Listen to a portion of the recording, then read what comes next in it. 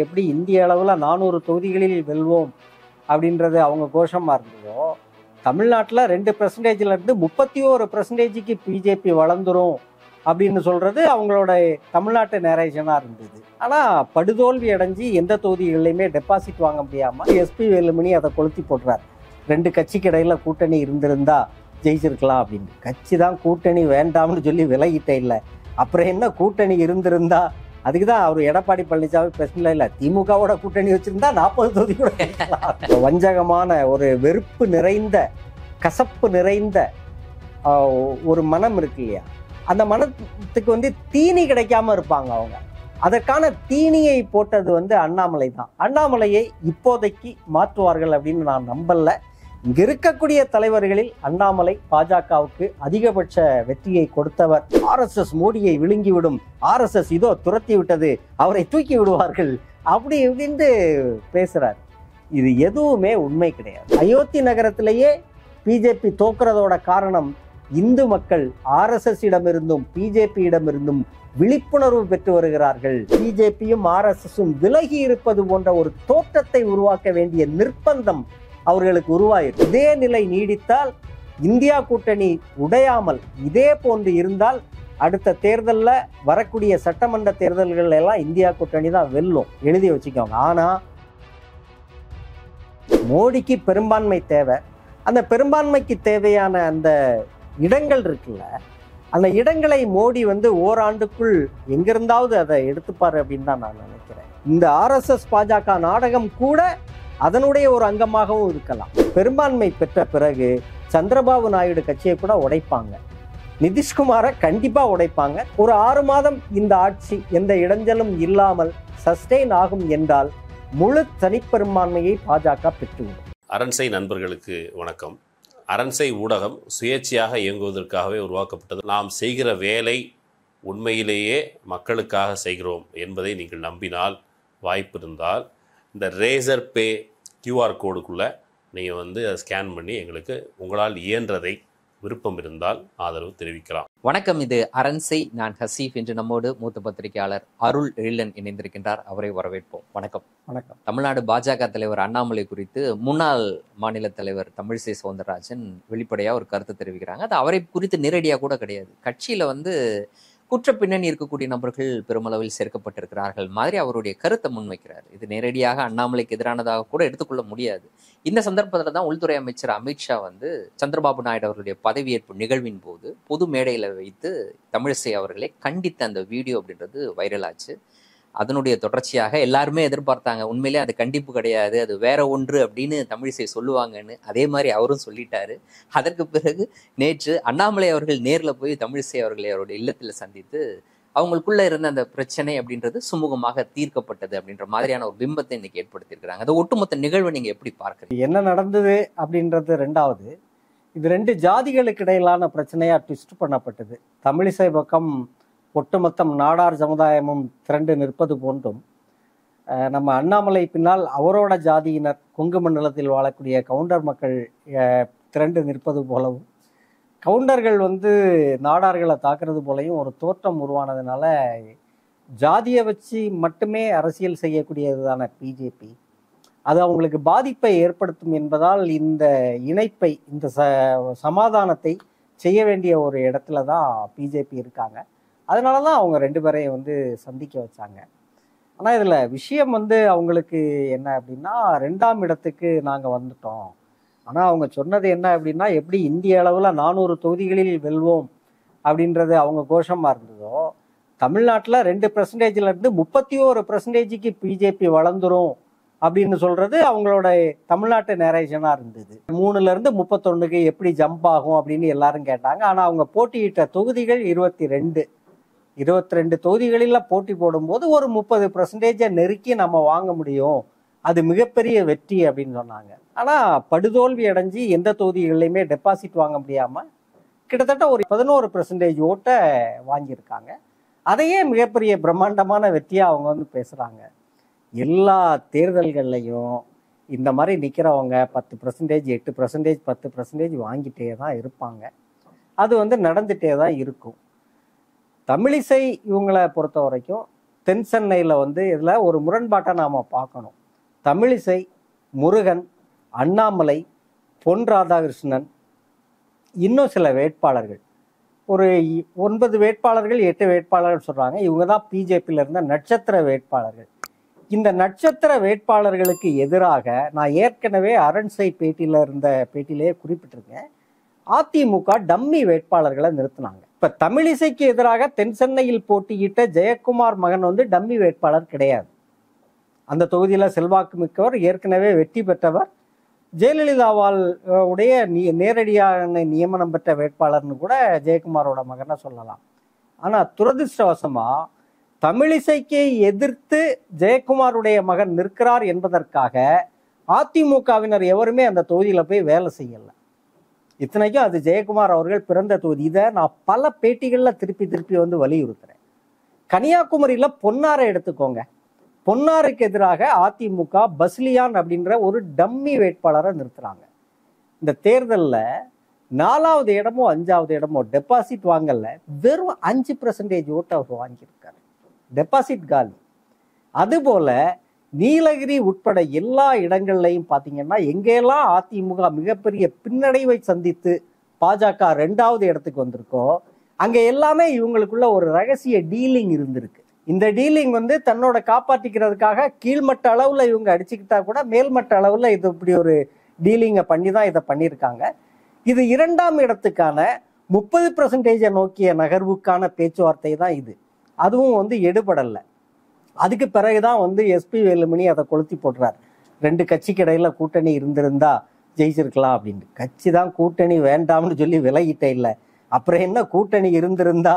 அதுக்கு தான் அவர் எடப்பாடி பழனிசாமி பிரச்சனை இல்லை, திமுகவோட கூட்டணி வச்சிருந்தா 40 தொகுதி கூட அப்படின்னு சொல்றாரு. நல்ல பதில் அது ஆக்சுவலா. இதனால அதிமுக வந்து பிஜேபியிடமிருந்து விலகி விட்டது அப்படின்னு சொல்றாரு. அவங்க இந்த அதிகாரத்தை கைப்பற்றுவதற்கான போட்டியில வந்து முன்னோக்கி நிற்கிறாங்க. பிஜேபியுடன் எடப்பாடி பழனிசாமி அவர்கள் இணைவதை எது தடுக்கிறது அப்படின்றத நாம தெளிவா புரிஞ்சுக்கணும். சித்தாந்தமோ அல்லது இந்த மண்ணில் இந்துத்துவமும் பிஜேபியும் ரொம்ப வேகமா காலுண்ட போகிறது என்ற அச்சமோ, தமிழ்நாட்டு நலன்கள் பறிபோகிறது என்ற அச்சமோ எடப்பாடி பழனிசாமி அவர்களுக்கு இருப்பதாக நான் நினைக்கவில்லை. அதிமுகவுடைய பெரும்பான்மை கட்டமைப்பு என்னிடம் இருக்கிறது. அதிமுகவுடைய பொதுச் செயலாளராக நான் இருக்கிறேன். ஏதோ ஒரு விதத்தில் எனக்கு இரட்டை இலை தேர்தல் கமிஷனால் வழங்கப்பட்டு விட்டது. ஆனால் ஓபிஎஸ், சசிகலா, தினகரன் போன்ற தன்னுடைய அரசியல் எதிரிகள் பிஜேபியின் நிழலில் இருந்து கொண்டு மறுபடியும் தன்னை தாக்குவார்களோ, தன்னுடைய கட்சியை அபகரிப்பார்களோ என்ற அச்சம்தான் எடப்பாடி பழனிசாமியை பிஜேபியை வந்து அனைத்தும் ரகசியமா சில டீலிங்ஸ் போட்டும் கையாள வைக்குது அப்படின்னு நான் நினைக்கிறேன். இவங்களுக்குள்ள எந்த சித்தாந்த முதலும் இல்லை. மற்றபடி தமிழிசை விவகாரத்துல ஏதோ தமிழிசை வந்து தமிழ்நாட்டில் வந்து பெரிய போராளி மாதிரியும் தமிழ் சமூகத்தை என்ன பண்ணாங்க? புதுச்சேரியில ஆளுநராக இருந்தாங்க. 40 மாசமா அங்க உள்ள ரேஷன் கடைகள் மூடி கிடக்கு. ஏன் பிஜேபி அங்க படுதோல்வி அடைஞ்சது?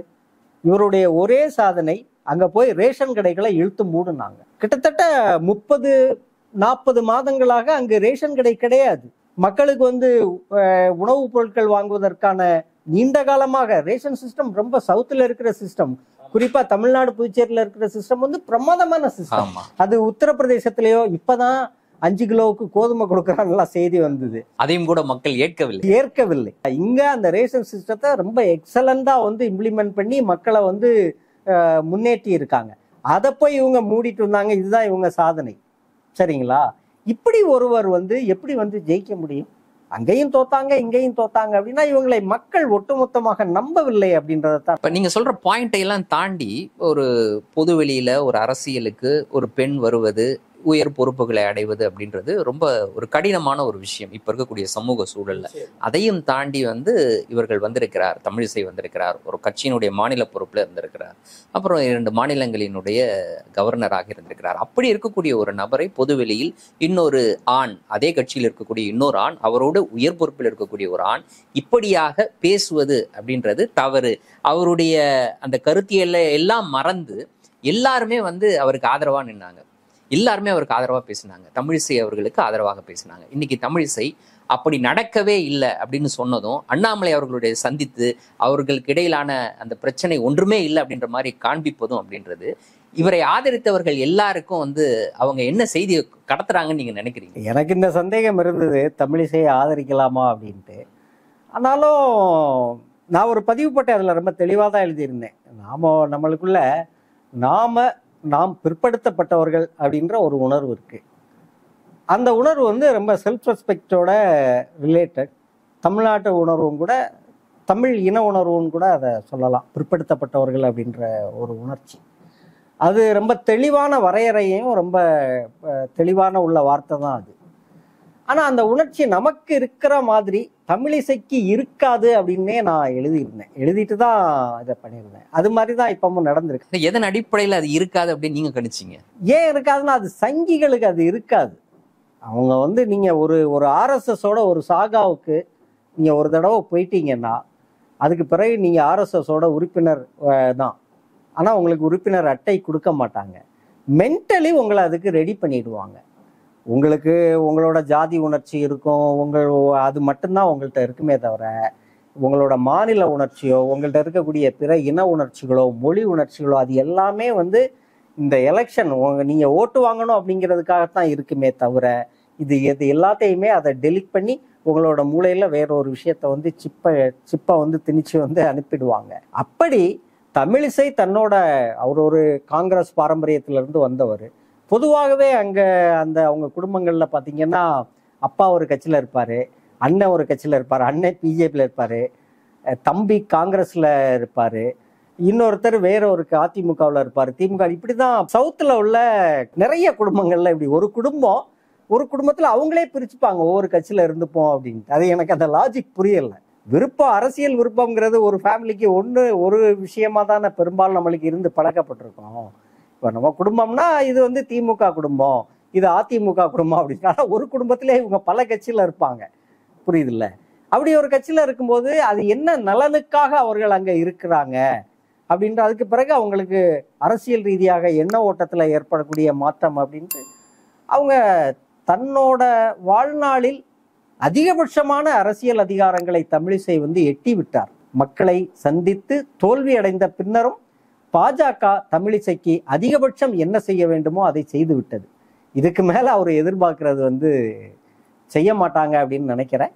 தமிழிசையால் பாஜக என்ன ஆதாயங்களை அடைய வேண்டுமோ அந்த ஆதாயங்களை அவங்க அடைஞ்சிட்டாங்க அப்படின்னு தான் நினைக்கிறேன்.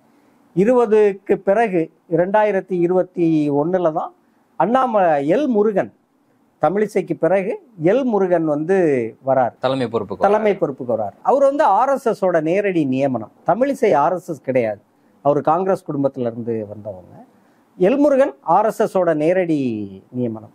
அவர் வந்த பிறகுதான் வேல் யாத்திரையை வந்து ஆரம்பிச்சாரு, பிரம்மாண்டமா ஆரம்பிச்சாரு. எல்லாருமே பயந்தோம். ரஜினிகாந்த் வரைக்கும் ப்ரெஸ் மீட் நடத்தினாங்க. ஆனால் அது ஒன்றும் எடுபடலை. அதுக்கு பிறகு எல் முருகனுக்கு பிறகு அண்ணாமலை வந்தார். அண்ணாமலை வந்து என் மண் என் மக்கள் யாத்திரைன்னு ஒன்று நடத்தினாங்க. அது வந்து அட்டர் ஃப்ளாப்பு. முன்னாடி நடத்தினது அந்த கந்தசஷ்டி கவசத்தை ஒட்டி. 2வது நடத்தின யாத்திரை என் மக்கள் என் மண் யாத்திரை அப்படின்னு ஒன்று. அதுக்கு பிறகு பிரதமரோட கிட்டத்தட்ட ஒரு 5 திட்டங்களை, காசி தமிழ் சங்கமம் அதுல ஒண்ணு, 3வது ஒரு திட்டம், இப்படி ஒரு 5 திட்டங்களை பிரதானமாக தமிழ்நாட்டுக்கு வச்சு இந்த 5 திட்டங்களையும் பிஜேபியினர் செயல்படுத்தி விட்டாலே தமிழ்நாட்டில் வந்து கணிசமான தொகுதிகளை வெல்லலாம் என்பது ஆர்எஸ்எஸ் பிஜேபியோட செயல் திட்டம். அது வந்து இங்க ஃபிளாப் ஆயிருக்கு அப்படின்னு தான் நினைக்கிறேன். அவங்க 11% வாங்கியிருக்காங்கன்னா அடுத்த தடவை 6 தொகுதியில் போட்டி போட்டாங்கன்னா அது குறைஞ்சிடும். இவ்வளவு முயற்சி எடுத்தும் தமிழ்நாட்டில் காலொன்ற முடியவில்லை, ஒரு தொகுதியை கூட வெற்றி பெற முடியவில்லை, குறைந்தபட்சம் அதிமுகவுடைய கூட்டணியில கூட நீடிக்க முடியவில்லை.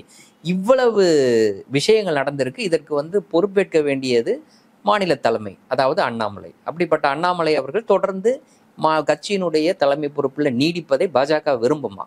பாஜக அண்ணாமலை குறித்து பாஜகவினுடைய அடுத்த திட்டம் என்னவாக இருக்கும் நீங்க நினைக்கிறீங்க? பாஜக தலைவர்கள் இல்லையே பிஜேபியை அதிகபட்சமாக வளர வைத்தவர் அண்ணாமலை தான். தமிழிசைக்கோ எல் முருகனுக்கோ கிடைக்காத ஆதரவு அண்ணாமலைக்கு கிடைத்திருக்கிறது. காரணம், எல் முருகனோ தமிழிசையோ பாஜகவினுடைய இயல்பான குணம் இருக்குல்ல, இயற்கையான குணம், அந்த இயற்கையான குணத்தை பிரதிபலித்ததில்லை.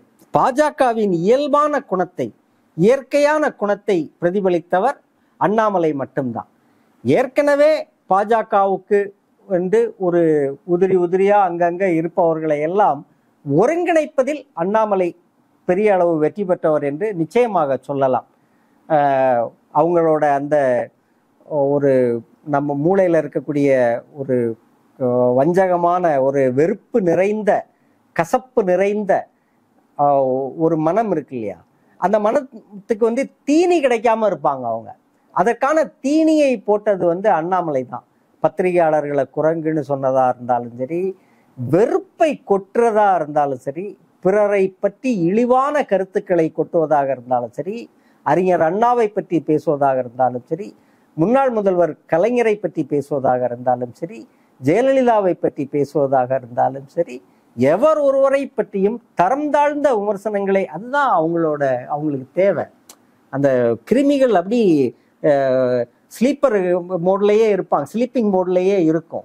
அந்த தீனி கிடைச்ச உடனே அது உயிர் பெற்று நார்த்தனம் ஆடும் இல்லையா, அப்படி ஒரு நார்த்தனம் ஆடக்கூடிய இடத்துக்கு வந்து அண்ணாமலையை மிக சரியாக வந்து அவங்க எங்கேருந்து பிடிச்சாங்கன்னு தெரியல.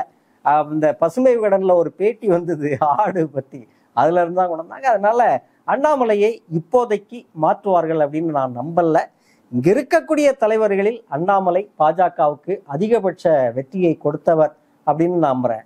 அண்ணா அதிமுக கூட்டணியில இருந்து அவங்க பிரிஞ்சது அப்படின்றது இருக்குல்ல, பிரிஞ்சதுனால ஒன்றும் பாஜகவுக்கு பெரிய இழப்பு இருப்பதாக அவர்கள் நினைக்கல. அவங்க இன்னும் பிஜேபி அதிமுக கூட்டணி முழுமையாக உடைந்து விடவில்லை. அது ஒரு சின்ன சின்ன முரண்களோட இருக்கு. இந்த முரணையும் ஆந்திராவில் இருக்கக்கூடிய சந்திரபாபு நாயுடுவுக்கும் ஒய்எஸ்ஆர் காங்கிரஸ் ஜெகன்மோகன் ரெட்டிக்கும் இருக்கக்கூடிய முரண்பாடையும் ஒப்பிட்டு பார்ப்போமே. சரியா, மோடி இருக்காரு, இங்க வந்து எடப்பாடி பழனிசாமி, ஓ பன்னீர்செல்வம், சசிகலா, தினகரன் 2 அணிகளா பிரிஞ்சிருக்காங்க. எடப்பாடியும் சொல்றாரு, நான் தான் உன்னோட மிகச்சிறந்த நண்பன், நீ எதுக்கு அவங்க எனக்கு பிடிக்காதவங்க, என்னோட எதிரிகள், அவங்கள கட் பண்ணி விடுன்னு எடப்பாடி சொல்றாரு. சசிகலாவும் தினகரனும் சொல்றாங்க, நான் தான் உங்களோட பூர்வ விசுவாசி, நீங்க எடப்பாடியை கட்டுப்பாட்டுக்குள்ள கொண்டு வாங்க, எங்களையும் அதுக்குள்ள சேர்த்து விடுங்க அப்படின்னு. இது 2016 இருந்து நடந்துட்டே இருக்கு. ஜெகன்மோகன் ரெட்டி அங்கே கட்சிக்காரங்க என்ன சொல்றாங்க, மாநிலங்களவையில ஒரு சீட்டு கூட தெலுங்கு தேசத்துக்கு கிடையாது, ஒரு மசோதா வந்தால் நிறைவேறுவதற்கான தேவை வந்து எங்களை சார்ந்துதான் நீங்க இருக்கணும், 11 சீட் இருக்கு, அதனால நான் சந்திரபாபு நாயுடுவோட மிகச்சிறந்த நண்பர்கள் நாங்க தான், இன்னும் நாங்க வந்து ஒரே நாடு ஒரே தேர்தல் பற்றி எந்த முடிவும் எடுக்கலங்கிறான். எவ்வளவு அயோக்கியம் பாருங்க. ஒரே நாடு ஒரே தேர்தலை நான் எதுக்குறேன்டான்னு சொல்ல வேண்டியதுதான், நான் எதுக்கலையாமா. அதான் ஒன்னு ஆதரிச்சாலும் ஆதரிப்பேன், ஆதரிக்காட்டியும் நான் எதுக்கு இவனுங்க. ஒடிசால வந்து பிஜு பட்நாயக் ஒரு 24 வருஷமா அப்படியே அந்த ஸ்டேட்டை எதுவுமே செய்யல, வேலை வாய்ப்பு கிடையாது, வறுமை, ஏழ்மை, எங்க பார்த்தாலும் அப்படி. ஒரு 24 வருஷமா சிஎம்மா இருக்கிற நீங்க ஒரு மக்களுக்கு எதுவுமே செய்யலைன்னா எப்படி நீங்க எதிர்பார்க்குறீங்க அந்த மக்கள் ஓட்டு போடுவாங்கன்ட்டு? எப்படி இந்த 55 ஆண்டு காலத்துல இந்த தமிழ்நாட்டை வந்து இந்தியாவிலேயே மிகச்சிறந்த மாநிலமாக 2 திமுகவும் அதிமுகவும் உருவாக்கி வச்சிருக்காங்க. அவங்க ஓட்டு வாங்குறதுக்கே படாத பாடுபடுறாங்க. இவ்வளவு வளர்ச்சி நலத்திட்டங்களை செய்தும், இவ்வளவு இந்த ஸ்டேட்டை வந்து வளர்ச்சி அடைய வைத்தும் கூட ஒவ்வொரு தேர்தலுக்கும் முதலமைச்சர் மு.க. ஸ்டாலின் அவர்கள் தனித்தனி திட்டங்களை வகுக்கிறார் இந்த மக்கள்கிட்ட வாக்கு வாங்குறதுக்கு.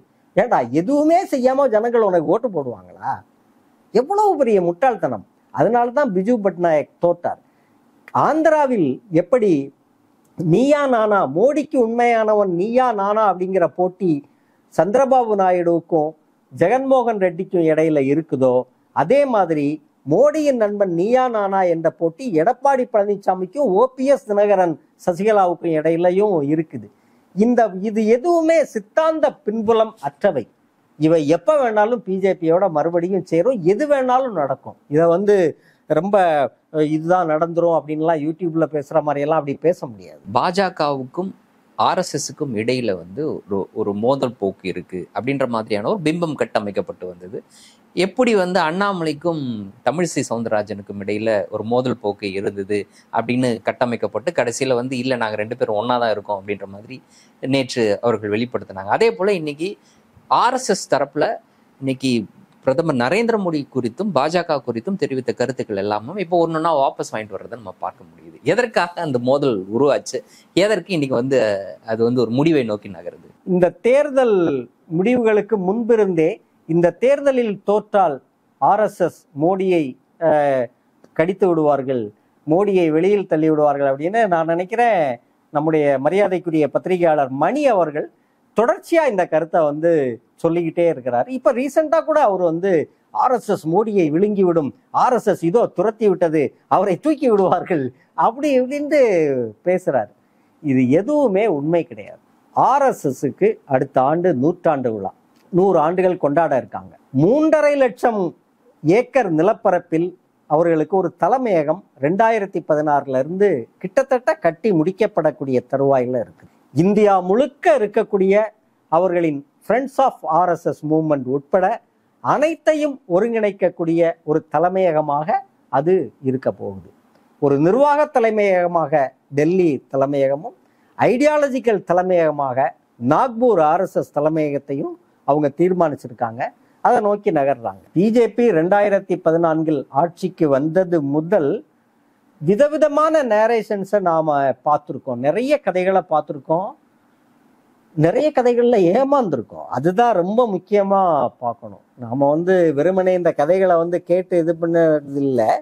இந்த கதைகள் முழுக்க கதைகள் அப்படின்னு தெரியும் போதே நம் பாதி இழப்பையும் அவ்வளோ பெரிய பேரிழப்பையும் சந்திச்சு அதுக்கு பிறகு ஆமா இது கதை தான் அப்படின்ட்டு போயிடுவாங்க. அந்த இழப்பை பத்தி யோசிக்கிறது இல்லை. சரியா? காந்தி கொலையில இருந்து யோசிச்சோம்னா காந்தியடிகள் நேரடியாவே RSS எச்சரிக்கை, உங்கள் கைகளில் இரத்தக்கரை உள்ளது அப்படின்றதெல்லாம் ஒரு இடத்துல சொல்றாரு. அதுக்கு பிறகு இவங்க காந்திட்ட நாங்க அந்த மாதிரி நீங்க நினைக்கிற மாதிரி அமைப்பு இல்லை, நாங்க நிறைய சர்வீஸ் பண்றோம். அகதி முகாம்களில் இந்தியா பாகிஸ்தான் பிரிவினையின் போது உருவாக்கப்பட்ட ஏராளமான அகதி முகாம்கள்ல நாங்க நிறைய சர்வீஸ் பண்றோம் அப்படின்னு அவர்கிட்ட சொல்றாங்க. இதே போன்ற சர்வீஸை நாஜிகளும் பண்றாங்க அப்படின்றாரு அவரு. கடைசியில் அவரையே போட்டு தள்ளிட்டாங்க. ஆனா அதுக்கு பிறகு நிபந்தனையற்ற எந்த நிபந்தனைகளும் இல்லாமல் சர்தார் வல்லபாய் பட்டேல் மூலமாக RSS மீதான தடை விலக்கி கொள்ளப்பட்டது. அந்த கொலைக்கு பிறகு அவர்கள் தங்களின் வரலாறு முழுக்க இது போன்ற ஏராளமான நாடகங்களை அரங்கேற்றி கொண்டே இருந்திருக்கிறார்கள். இந்த நாடு எத்தனையோ கலவரங்களை பார்த்தது, மசூதி இடிக்கப்பட்டது. அந்த மசூதி இடிப்பில் RSS குற்றவாளியா? இல்லை, கிடையாது. விசாரணைக்கு உட்படுத்தப்படவே இல்லை. ஆனால் ஃப்ரெண்ட்ஸ் ஆஃப் RSS விசாரணைக்கு உட்படுத்தப்பட்டார்கள். குற்ற வழக்கில் இருந்தார்களே தவிர தண்டிக்கப்படவில்லை, நிரபராதிகள் என்று விடுதலை செய்யப்பட்டார்கள். ஆனால் விசாரணைக்கு உட்படுத்தப்பட்டார்கள். மாபெரும் இனக்கலவரம், மதக்கலவரமான குஜராத் கலவரங்களில் RSS விசாரிக்கப்பட்டதுண்டா? கிடையாது. ஃப்ரெண்ட்ஸ் ஆஃப் RSS அந்த கலவரங்களில் விசாரிக்கப்பட்டதுண்டு. முசாஃபர் நகர் கலவரம், அதில் RSS விசாரிக்கப்பட்டதுண்டா? கிடையாது. மண்டைக்காடு கலவரம் RSS விசாரிக்கப்பட்டதுண்டா? கிடையாது. இது எல்லாமே ஃப்ரெண்ட்ஸ் ஆஃப் RSS மூவ்மெண்ட் பண்ணக்கூடிய கலவரங்கள். இதை நாம பார்க்குறோம். மொத்தத்தில் RSS என்பது பதிவு செய்யப்படாத ஒரு தலைமறைவு இயக்கத்தை ஒட்டிய ஒரு அமைப்பு. மோகன் பகவத் அதோட தலைவர், வேற யாரையும் நமக்கு தெரியாது. அதுக்கு உறுப்பினர் அட்டையே கிடையாது. எங்க இருந்து வருமானம் வருதுன்னு தெரியாது. ஆனால் உலகிலேயே அதிக நன்கொடை பெறக்கூடிய அமைப்பு RSS. வெளிநாடுகளில் இருந்து அந்த பணம் எப்படி வருது, அதுக்கு தணிக்கை கிடையாது, எதுவுமே கிடையாது. எப்படி பணம் வருதுன்னு நமக்கு தெரியாது. ரெஜிஸ்டர்ட் அமைப்பா இருந்தாதான் அதற்கான கணக்குகள்லாம் சமர்ப்பிக்க வேண்டிய தேவைன்னு வரும். சரியா? இப்படி ஒரு அமைப்பு. ஆனால் இந்தியா முழுக்க 50,000 கிளைகளை கொண்ட முழுநேர தன்னார்வலர்களை கொண்ட ஒரே அமைப்பு RSS மட்டும்தான். இதற்கு இணையாக இன்னொரு கட்சிக்கு ஒரு அமைப்பு இருக்கும் என்றால் அது காங்கிரஸ் கட்சிக்கு மட்டும்தான். காங்கிரஸுக்கும் RSSக்கும் இடையில பிஜேபி இருக்கு இல்லையா, இந்த பிஜேபிக்கு இந்த கட்டமைப்பு கிடையாது. சார் நிஜமாவே சொல்றேன், பிஜேபிக்கு கட்டமைப்பு கிடையாது. RSS கட்டமைப்பு தான் பிஜேபி இன்றைக்கு வரைக்கும் கிடையாது. மத்திய பிரதேசத்தில் எல்லா தொகுதிகளிலும் பிஜேபி வென்றுள்ளது. ஆனால் மத்திய பிரதேசம் முழுக்க காங்கிரஸ் அளவுக்கு பிஜேபிக்கு கட்டமைப்பு கிடையாது. ராஜஸ்தானில் கிடையாது, உத்தரப்பிரதேசத்தில் கிடையாது. துரதிர்ஷ்டவசமாக காங்கிரஸ் கட்சியின் இந்த கட்டமைப்புகள் அனைத்தும் பலவீனமாக இருக்கிறது. ஆனால் பலவீனமாக இருக்கிறது. ஆனால் பிஜேபி கட்டமைப்பை விட, காங்கிரஸ் கட்டமைப்பை விட ஆர்எஸ்எஸ் உடைய கட்டமைப்பு புத்தீசல் போல கிராமங்கள் தோறும் ஊடுருவி குறிப்பாக பழங்குடி மக்கள் தோறும் கூடுருவி இருக்கு. நடந்து முடிந்த நாடாளுமன்ற தேர்தலில் ஓபிசி, முஸ்லிம், தலித் இந்த 3 செக்டாரோட ஓட்டுகளும் சமாஜ்வாதி காங்கிரஸ் கூட்டணிக்கு கிடைத்துள்ளது. ஆனால் பழங்குடிகள் எஸ்டி மக்களோட ஓட்டு கிடைக்கல தெரியுமா? ஏன்னா அங்க ஆர்எஸ்எஸ் அவ்வளவு ஸ்ட்ராங்கா ஒர்க் பண்ணிருக்கு. சத்தீஸ்கர்ல அவர்கள் பெற்ற பெரிய வெற்றியாகட்டும், இல்ல ஒடிசாவில் அவர்கள் பெற்ற வெற்றியாகட்டும், இதுக்கு எல்லாத்துக்குமே பழங்குடி மக்களினுடைய ஓட்டு மிகப்பெரிய காரணம். இதை ரொம்ப நுணுக்கமா நாம பார்க்கணும். ஆர்எஸ்எஸ் உடைய வேலை திட்டம். அப்ப என்ன சொல்றாங்க? ஆர்எஸ்எஸ் வேலை செய்யல. ஆர்எஸ்எஸ் வேலை செஞ்சாங்க பிஜேபிக்காக. உத்தரப்பிரதேசத்திலே அது எடுபடல, அவ்வளவுதான். அந்த மக்கள் விழித்து கொண்டுள்ளார்கள். அந்த மக்கள் பிஜேபியையும் ஆர்எஸ்எஸ்ஸையும் சந்தேகப்பட ஆரம்பித்து விட்டார்கள். ஃபைசாபாத் அயோத்தி நகரத்திலேயே பிஜேபி தோக்குறதோட காரணம் இந்து மக்கள் ஆர்எஸ்எஸ் இடமிருந்தும் பிஜேபி இடமிருந்தும் விழிப்புணர்வு பெற்று வருகிறார்கள் அப்படின்றது உணர்த்தக்கூடிய செய்தி தான். விழிப்புணர்வு பெற்று விலகி வருகிறார்கள் அப்படின்றதுதான் ஃபைசாபாத்ல சமாஜ்வாதி அடைந்த வெற்றி. அயோத்திக்காக ஏராளமான இந்துக்களிடமிருந்து நிலங்களை பிடுங்கி பறிக்கிறார்கள். அதை பறிச்சு அதை அயோத்தி அறக்கட்டளைக்கு 3 மடங்கு 4 மடங்கு விலை வைத்து விற்கிறார்கள். ஆனால் நிலங்களை இழந்த மக்கள் அரசு ஒதுக்கிய நிலத்தில் வாடகை கொடுத்து குடியிருக்கிறார்கள். அவர்களுக்கு அந்த நிலமே சொந்தமா இல்லை. ஸோ ராம்லல்லா, ராமர் அயோத்தியில் பிறந்தவர். ராமருக்கு ஒரு கோவில் வேண்டும். ராமருக்கு கோவில் வேண்டும் என்பதற்காக ஒரு ஆயிரக்கணக்கான இந்துக்களின் நிலங்கள் பிடுங்கப்பட்டு அவன் நிலமற்றவன் ஆகிவிட்டானே. அதை அவன் விரும்பல. ஸோ அது ராமர் கோவில் விவகாரமே இந்த தேர்தலில் எடுபடாமல் போய்விட்டது. அவர்கள் இந்துத்துவ ரீதியாக வைத்த எந்த நேரேஷனும் இந்த தேர்தலில் எடுபடாமல் போனதன் விளைவாக ஓபிசி, எஸ்சி, முஸ்லிம் மக்கள் இம்முறை சிதறாமல் இந்தியா கூட்டணிக்கு வாக்களித்ததன் விளைவாகத்தான் இந்த அளவுக்காவது ஒரு வெற்றியை இந்தியா கூட்டணி பெற முடிந்தது. இந்த உண்மை ஆர்எஸ்எஸ்க்கு சுடுகிறது. அதன் காரணமாக அவர்கள் பிஜேபியும் ஆர்எஸ்எஸும் விலகி இருப்பது போன்ற ஒரு தோற்றத்தை உருவாக்க வேண்டிய நிர்பந்தம் அவர்களுக்கு உருவாயிருக்கு. அதாவது தோற்றது நான் கிடையாது பிஜேபி அப்படின்னு ஒரு பிம்பத்தை உருவாக்குவதற்கு தான் அப்படிப்பட்ட ஒரு உருவாக்குவதன் மூலமாக பிஜேபியை மீண்டும் வலுப்படுத்த முடியும்னு ஆர்எஸ்எஸ் நினைக்குது. ஆர்எஸ்எஸ் கடந்த 10 ஆண்டுகளில் வலுவடைந்தது போன்று அதனுடைய வரலாற்றில் மிகச்சிறந்த பொற்காலம் எப்பவுமே கிடையாது. 2014க்கு பிறகுதான் ஆர்எஸ்எஸ்ஸின் பொற்காலம் இந்தியாவில் தொடங்குது. பல கதைகளை சொல்றாங்க. விதவிதமா நம்மள்ட்ட ஏகப்பட்ட உருட்டுகளை அப்படி உருட்டி விடுறான் ஆர்எஸ்எஸ் பத்தி. நம்ம அதெல்லாம் நம்பிடுவோம் அப்படின்ட்டு. பிரதமராக மோடி அவர்கள் எப்போது பதவிக்கு வந்தாரோ அன்று முதல் ஆர்எஸ்எஸ் உடைய பொற்காலம் இந்தியாவில் தொடங்குகிறது. இன்னைக்கு அவங்க ரொம்ப செல்வ செழிப்போடையும் செழிப்பாகவும் செல்வாக்கோடும் இருக்கிறார்கள்.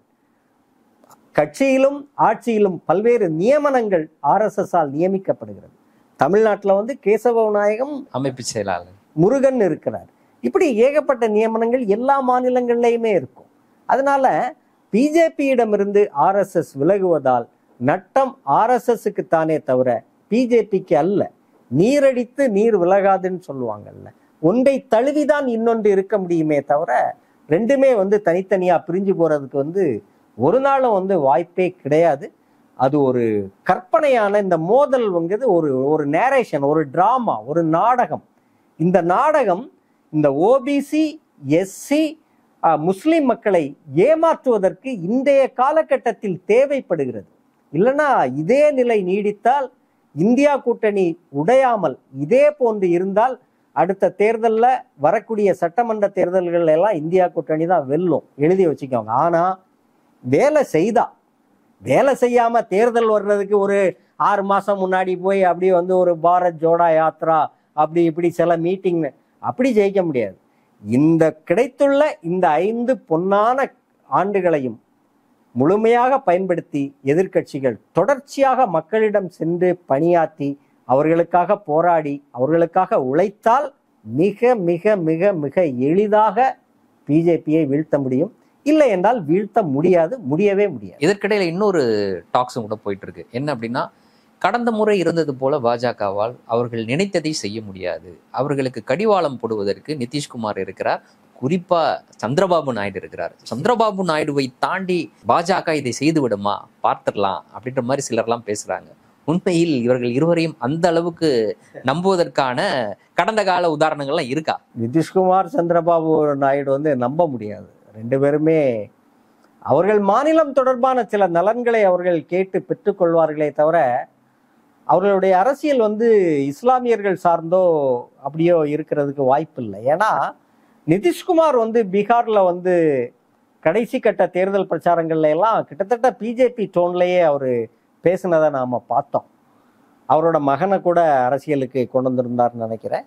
கிட்டத்தட்ட அவருமே ஒரு பாதி சங்கியா மாறிவிட்ட ஒரு போக்கை நாம பார்க்குறோம். அங்க அவர் ஜாதிவாரி வாக்கெடுப்பு பற்றியெல்லாம் வாக்குறுதி கொடுத்துருக்காரு. அதை ஜாதிவாரி வாக்கெடுப்பை கூட தொடங்கினார் இடையில. அதை முடிச்சாரா என்ன ஏதுன்னு தெரியல. சர்வே தொடங்கினார். அது ஒரு பக்கம். நாயுடு, சந்திரபாபு நாயுடு எடுத்தோம்னா 2014 இருந்தே அவரோட கூட்டணியில இருந்து 2019 தான் அந்த கூட்டணியில இருந்து அவர் வெளியே வர்றாரு.